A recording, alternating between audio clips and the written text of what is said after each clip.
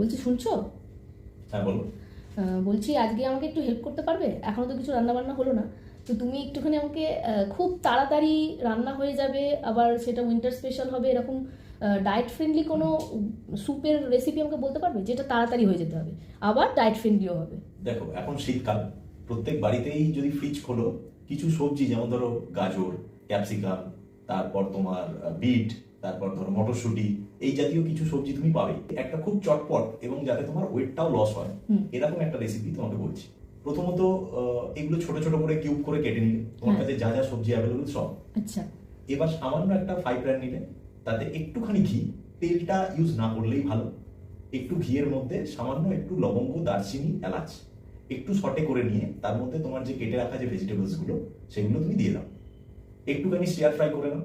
Stair fry করে নেবার পর, আচ্ছা এই প্রসঙ্গে আরেকটা বলি, ঘিয়ের সাথে তুমি একটু বাটারও ইউজ করতে পারো প্রথমে, অথবা স্যুপ হয়ে যাওয়ার পর লাস্টেও অ্যাড করতে পারো গোলমরিচের সাথে। আচ্ছা। দিয়ে স্টিয়ার ফ্রাই করে নিয়ে তার মধ্যে প্রয়োজন মতো জল অ্যাড করে দিলে, তারপরে একটু নুন, চিনিটা অ্যাভয়েড করতেই বলবো, আর নামানোর সময় একটু বাটার আর হচ্ছে তোমার একটু গোলমরিচ।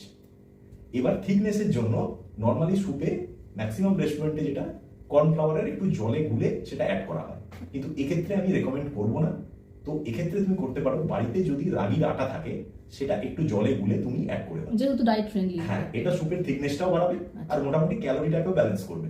এক বাটি যদি খাও এটা অ্যাপ্রক্সিমেট 100 ক্যালোরি মতো তোমার শরীরে যাবে, তো ওয়েট লসের জন্য খুবই ভালো। বাহ, খুবই চটজলদি রেসিপি মনে হচ্ছে, তো আমি যাই গিয়ে তাড়াতাড়ি তৈরি করি, তোমার জন্য নিয়ে আসি।